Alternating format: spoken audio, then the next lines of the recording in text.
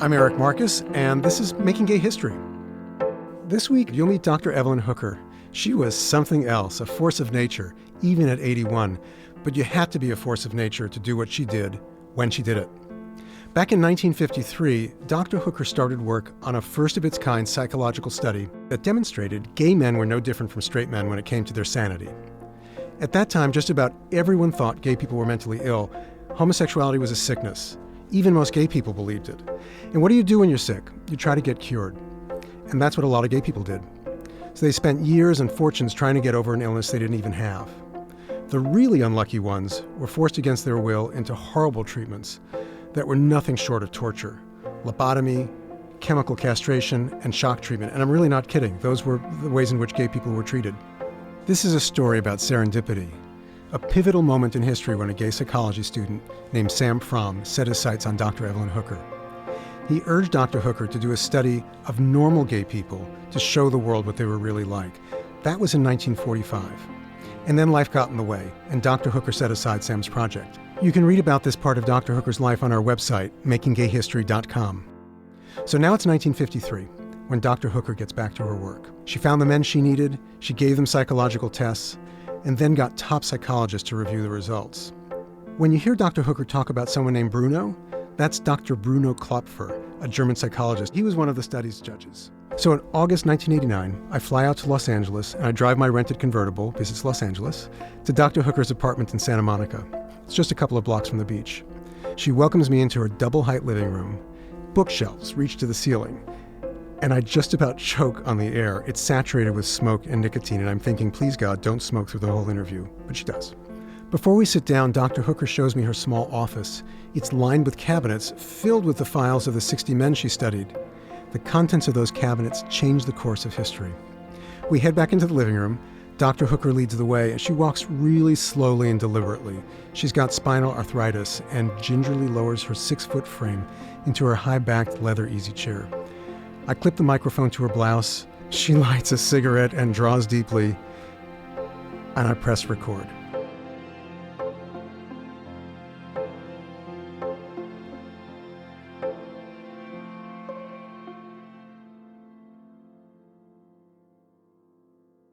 Interview with Dr. Evelyn Hooker, Sunday, August 20th, 1989.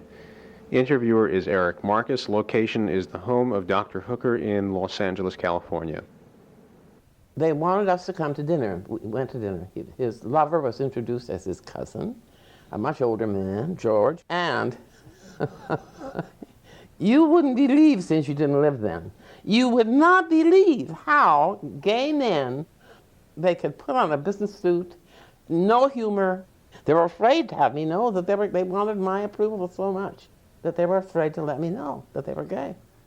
Anyway, delicious dinner, and gradually they became very good friends. He still hadn't told you that he was gay? No indication? I don't even know. Oh yes, gradually the facade came down because they thought that I didn't care what they were like. Mm-hmm. I liked them. I found them to be very interesting people, came to be very fond of them. And I don't even remember a time when, I'm sure there wasn't a time when somebody said, look, we're gay, now you better, right. You know, there was nothing like that. It was just a very gradual letting down of hair. After I'd known them about a year, we were invited by Sam and George to go with them on a holiday, on Thanksgiving holiday, to San Francisco. We get to San Francisco, and the first night or second night we're there, Sammy insists that we should go to Finocchio's. My eyes were wide. I'd never seen anything like that. What was Finocchio's like then? Oh my God. Well, there were, are they still there, the two old bags from Oakland? I don't know. But for people who won't know what it is, right. Can you just describe what the place was like? Well, it was, of course, a tourist place. It was not a gay bar. Mm-hmm. Yes, to be sure, they served drinks, but it was essentially a tourist place for, primarily, as I saw it at least, for transvestites, or would-be transvestites, or transsexuals. And of course, it was altogether a different kind of world. They had a lot of patter, a female patter. they thought. And it was funny. I'm sure they're dead by now, and that's a shame. They were great. I thought they were great. So you went back to the Fairmont. We went back to the Fairmont. We sat down. We're going to have a snack before we went to bed. Now, he said, we have let you see us as we are, and it is now your scientific duty to make a study of people like us. Imagine that. And by people like us, he meant we don't need psychiatrists, we don't need psychologists, we're not insane, we're not any of those things they say we are. I said, but I couldn't study you because you're my friends, and I couldn't be objective about you. And to which he replied, we can get you 100 men, any number of men you want. You're the person to do it. You know us, and you have the training. But why would he want you to do a study? What was the purpose of doing a study about these? The purpose of doing a study was to show the world what we're really like. I could understand there was excitement about doing something that you felt was going to be groundbreaking, whatever happened, because it would have been the first time anybody ever looked at this behavior and said, now, we'll use scientific tests to determine is this pathological or not. And all this time, everyone had said it was pathological. Absolutely. Without any studies. Without any studies. They represented, even in that relatively small group, they represented a cross-section of personality, of talent, of background, of adjustment, of mental health. The whole kit and caboodle was there. So even by then, you knew that the current thinking was incorrect. But I had to prove it.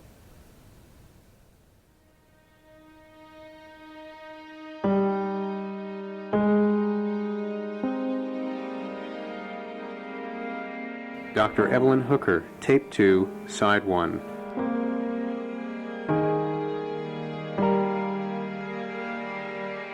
I had just heard that the National Institute of Mental Health had been founded. And I said to myself, gee, well, I think what I'll do is to apply to the National Institute of Mental Health. If they think this project is worth doing, if study section thinks this is worth doing, I'll do it. The chief of the grants division flew out and spent the day with me. He wanted to see what type of kook this was. Is she really crazy, or can she do this? At the end of the day, he said, I'll tell you, we're prepared to make you this grant. I decided, with the consultation with my statistical consultant, Dr. Gingerelli, that we would settle for a small group. There's 30 in each group, 30 heterosexuals, 30 homosexuals. But the problem was getting the straight people, the straight men. Why? Well, remember, this is early 50s. I was just at my wit's end to find people who were of the general educational, economic, etc. level of my gay group. And one day, I was sitting in the study, and I heard some steps coming down the driveway, and I looked out, and there were blue trousers legs, 4 of them, and I said, oh boy. And so it turns out that they were firemen, and they were from our local fire department, and they were looking at our fire precautions. So I walked over to talk to them. One of them said, oh, you're a writer. And I said, well, no, not exactly. I'm a psychologist. Oh, he said, I have 2 boys, and they're in a psychology experiment at UCLA. And I said, oh, would you be willing to be in a psychology experiment? Oh, no, I couldn't do that, he said. I said, well, wait a minute. What about on your days off? And he said, well, then I have to take care of my boys. I said, what if I pay the babysitter? Finally, he broke down and said, okay. He introduced me to a cop. And did I learn about the ins and outs of the police department downtown? And he wanted to come to me because it turns out he was having marital trouble, and he hoped that he could exchange a little information for anyway. A barter. Oh, I tell you, there's nothing more interesting than human beings. Anyway, at that time, every clinical psychologist worth his salt would tell you that if he gave those projective techniques that he could tell whether a person was gay or not. No such thing. I showed they couldn't. When Bruno did the judging, and people said, "You'll never get away with this. You know, your face will reveal it. You'll know." I said, "Oh, nonsense." Anyway, and he's the great Rorschach expert, and every day, I think we spent 10 days just going over one after the other and one after the other. But that was, of course, it was terribly exciting to see Bruno, who said, "You must let me know where I made the errors afterwards." And then he would say, "Oh, I knew there was something about that. I knew there was something about that." But they're terribly exciting days, terribly exciting days. See, I presented that paper at a meeting of the American Psychological Association in Chicago. The adjustment of the male overt homosexual. Right, Okay. right. The air was electric. It was just electric. And of course there were people, some, not too many, but there were some people who were saying, well, of course that can't be right. And they set off to try to prove that I was crazy. The hardliners among the psychoanalysts, they would as soon shoot me as look at me. Why was it so electric? Well, if you're challenging a long and commonly held position, and you know that there are thousands of lives at stake, I think everybody who unless they were severely prejudiced, as lots of people are, that in general it was a very exciting concept. What was the impact of your study then, ultimately? That I had made it a respectable field of study. It started a whole spate of pieces of research by gay and straight psychologists alike who had the courage to do it after I had done it, and who came up with bits and pieces of this formulation. What means most to me, I think, is excuse me while I cry. If I went to a gathering of some kind, gay gathering of some kind, I was sure to have at least one person come up to me and say, "I've wanted to meet you because I wanted to tell you what you saved me from." I'm thinking of a young woman who came up to me in a meeting and said that her parents when they discovered that she was a lesbian, put her in a psychiatric hospital, and that the standard procedure in that hospital was electroshock.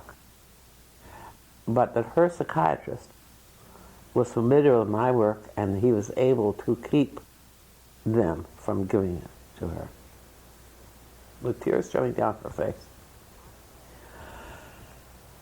I know that, well, I know that wherever I go, whether I know it or not, that there are both men and women for whom my little bit of work and my caring enough to do it has made an enormous difference in their lives. So I feel that that's my monument. It's a hell of a monument. Yes, it is.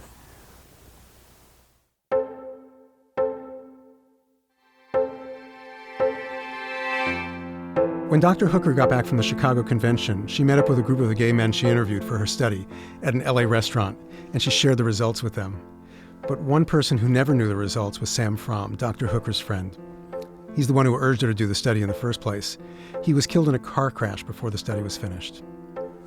The last time I talked with Dr. Hooker was in 1992.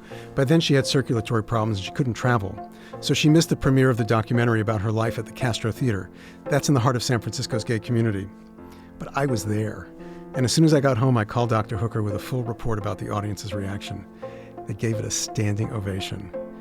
That was for you, I told her. I can't remember what she said, but I'll never forget the emotion in her voice. She was so thrilled and delighted. I wish she could have been there.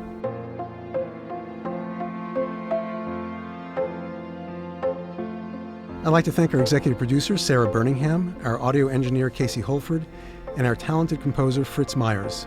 Thank you also to Hannah Moak, our social media guru, our webmaster, Jonathan Dozier-Ezel, and our head of research, Zachary Seltzer.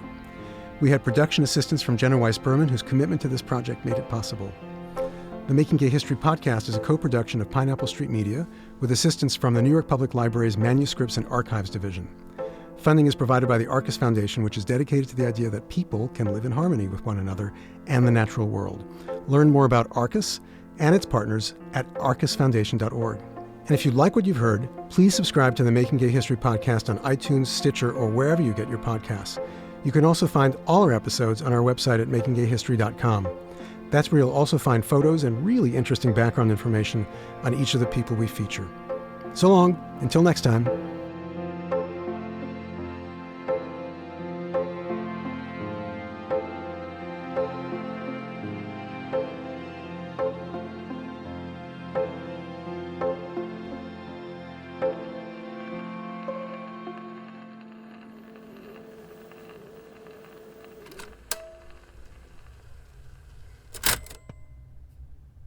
Sammy was pressing me hard, and so I said, well, I'll talk with Bruno about it.